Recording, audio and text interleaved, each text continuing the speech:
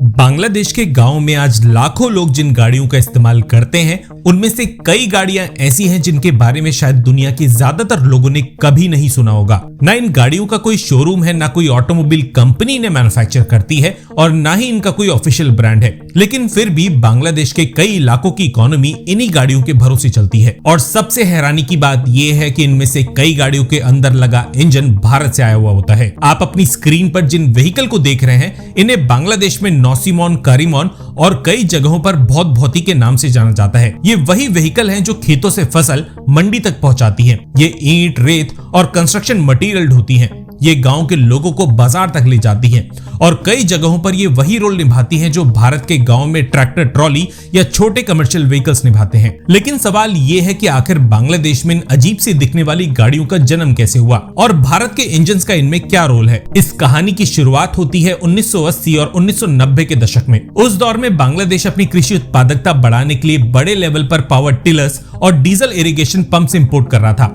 Power tillers खेतों की जुताई के काम आता है और डीजल पंप सिंचाई के लिए। लेकिन बांग्लादेश के लोकल मैकेनिक्स ने जल्द ही एक इंटरेस्टिंग बात नोटिस की। उन्होंने देखा कि जिस डीजल इंजन से ट्यूबवेल का पानी निकाला जा सकता है, उसी इंजन की पावर का इस्तेमाल ट्रांसपोर्टेशन के लिए भी किया जा सकता है। और यहीं से नौसिमोन और करीमोन जैसे व्हीकल्स का जन्म हुआ। लोकल वर्कशॉप्स ने एक चैसी बनाई और फिर उसके ऊपर डीजल पंप्स का इंजन फिट कर दिया। धीरे धीरे ये जुगाड़ इतना सक्सेसफुल हो गया कि बांग्लादेश के कई रूरल डिस्ट्रिक्ट्स में एक पूरी इनफॉर्मल ऑटोमोबाइल इंडस्ट्री खड़ी हो गई। कमाल की बात यह है कि आज भी इनमें से अधिकतर व्हीकल्स किसी बड़ी फैक्ट्री में नहीं बल्कि लोकल गैराजेस और वर्कशॉप्स में असेंबल किए जाते हैं। अब यहाँ पर एक और इंटरेस्टिंग बात है। अगर आप ध्यान से नौसिमोन और करीमोन के इंजन को देखेंगे तो कई बार आपको लगेगा कि ये किसी ट्रक या कार के इंजन नहीं है, और असल में कई केसेस में ऐसा होता भी है। बांग्लादेश के रूरल इलाकों में चलने वाले बहुत से ट्रेडिशनल नौसिमोन और करीमोन व्हीकल्स में वही सिंगल सिलेंडर डीजल इंजन लगाए जाते हैं जो भारत के गांव में ट्यूबवेल और खेतों की सिंचाई के लिए इस्तेमाल किए जाते हैं। ये इंजन आमतौर पे 10 से 16 हॉर्स पावर की रेंज में आते हैं। इनका डिजाइन इतना सिंपल होता है कि गांव का मैकेनिक भी इनकी मरम्मत कर सकता है। इसकी वजह से ये इंजन रूरल बांग्लादेश में काफी पॉपुलर हो गए हैं। बांग्लादेश के वर्कशॉप्स इन इंजन को सीधा व्हीकल में फिट नहीं करते।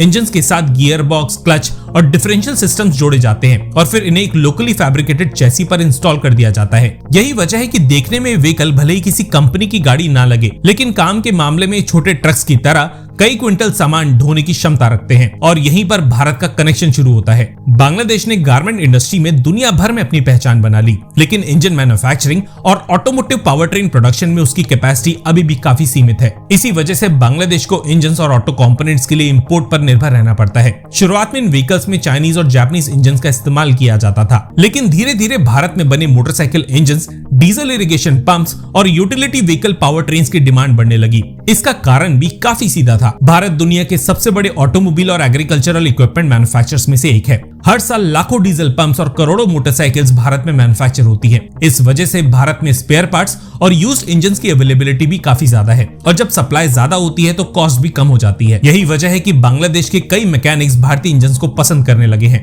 क्योंकि ये सस्ते थे, फ्यूल एफिशिएंट थे और सबसे इंपॉर्टेंट बात ये थी कि इन्हें रिपेयर करना काफी आसान था। आज भारत में इस्तेमाल होने वाले कई single cylinder diesel irrigation engine की कीमत लगभग 25,000 से 60,000 रुपए के बीच होती है, जबकि सेकेंड हैंड मार्केट में इंजन इससे भी कम दामों पर मिल जाते हैं। बांग्लादेश के लोकल वर्कशॉप्स के लिए इंपोर्टेड ऑटोमोटिव इंजन के मुकाबले काफी सस्ता सॉल्यूशन था। इसी वजह से भारत में ट्यूबवेल चलाने के लिए बनाया गया एक इंजन कई बार बांग्लादेश में एक पूरा ट्रांसपोर्ट व्हीकल चलाता हुआ नजर आता है। लेकिन कहानी यही खत्म नहीं होती। बॉर्डर के दोनों तरफ धीरे धीरे ऑटो पार्ट्स और इंजन्स का एक काफी बड़ा मार्केट डेवलप हो गया है। कुछ इंजन्स लीगल ट्रेड के जरिए बांग्लादेश पहुंचते हैं, कुछ सेकेंड हैंड मार्केट से आए होते हैं और कई बार पुराने इंजन्स और स्पेयर पार्ट्स इनफॉर्मल चैनल्स के थ्रू भी बांग्लादेश तक पहुंचाए जाते हैं। खास तौर पर बॉर्डर डिस्ट्रिक्ट्स में भारतीय इंजन्स और गियरबॉक्स की डिमांड काफी तेजी से बढ़ने लगी है। आज बांग्लादेश के नॉर्दर्न डिस्ट्रिक्ट्स जैसे रंगपुर, राजशाही, दीनजपुर और बोगुरा में आपको हजारों की संख्या में नौसिमोन और करीमोन देखने को मिल जाएंगे। इनमें से अधिकतर व्हीकल्स ऑफिशियली रजिस्टर्ड भी नहीं होते। इसी वजह से इनकी एग्जैक्ट संख्या का कोई ऑफिशियल डेटा अवेलेबल नहीं है, लेकिन कई एस्टिमेट्स के मुताबिक ऐसे व्हीकल्स की संख्या लाखों में पहुंच चुकी है। यही वजह है कि बांग्लादेश की सरकार कई बार इन व्हीकल्स को रेगुलेट करने की कोशिश कर चुकी है। कुछ हाईवेज पर इन्हें चलाने पर रिस्ट्रिक्शन भी लग चुके हैं, लेकिन ग्राउंड रियलिटी ये है कि रूरल बांग्लादेश में आज भी इन व्हीकल्स का कोई प्रैक्टिकल रिप्लेसमेंट मौजूद नहीं है और शायद इसीलिए इनका इस्तेमाल लगातार जारी है।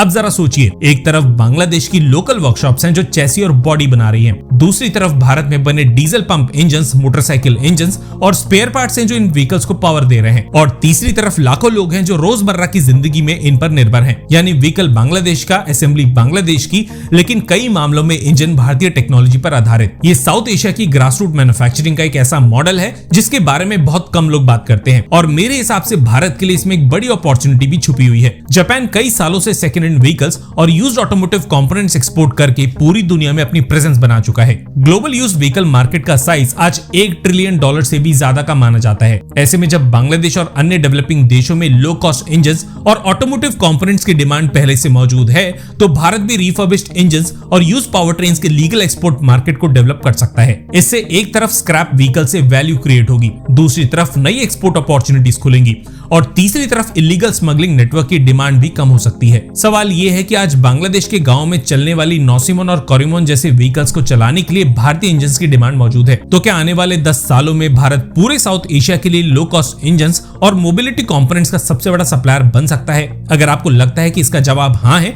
तो कमेंट सेक्शन में MII यानी मेक इन इंडिया जरूर लिख दीजिएगा। धन्यवाद। जय हिंद।